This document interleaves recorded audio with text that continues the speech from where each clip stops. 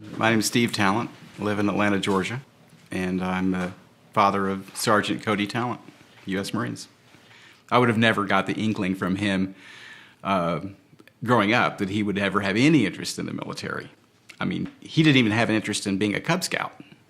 When he had decided that he was absolutely going to join a branch of the military, I said, you know, this is not a good time to do it. And he was, of course, very insistent that he was going to do it, and then he reminded me that he was 19.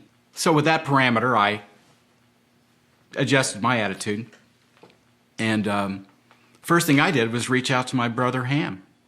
At that time, he was still an admiral in the U.S. Navy. He asked the question, what do you think Cody's biggest problem is right now? What's hurting him right now? And I said, well, if I had to characterize it in one or two words, it would be self-esteem. And so Ham said, well, there's really only one cure for that. And I was waiting for those words, U.S. Navy. And when I heard Marine Corps come out of his mouth, I almost fell over. When I relayed that information to Cody, that's all he had to hear. At that point, there was no looking back. Once Cody had decided to join the Marine Corps, it struck me that we don't really have a word in this incredibly rich language of ours that combines pride and fear. But those were the two very strong emotions I felt. So my fear was the fact that, okay, the pendulum's going to swing really far the other way, and that they're going to harden this kid.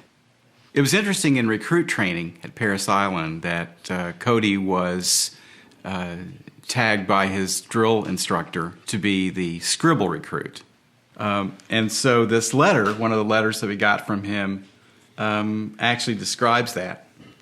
So the letter says, Dear Mom and Dad, today's another great day of training. The senior no longer calls me recruit talent.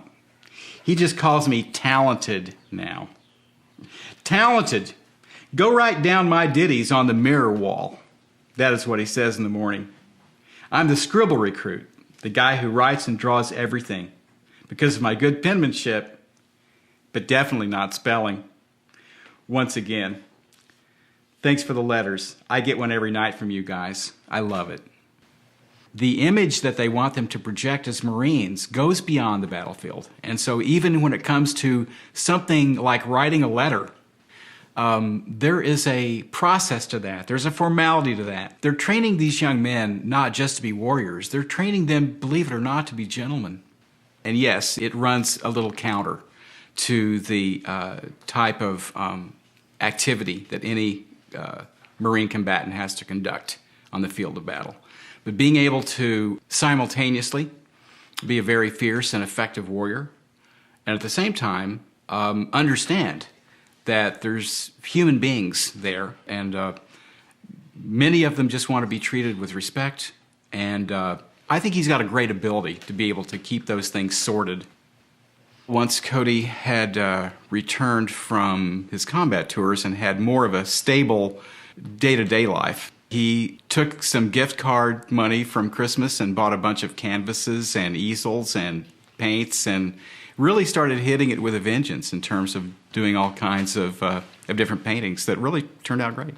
On one hand, he has painted a lot of paintings that depict Marine life. On the other hand, I've got a beautiful painting hanging over my desk of 3 monks. So even though he has been able to assimilate the training, the attitude, the absolute devotion to duty, he has not lost his spiritual side. He hasn't lost his ability to display the laughter and the good nature and really being an ambassador for this country. And I have been delighted.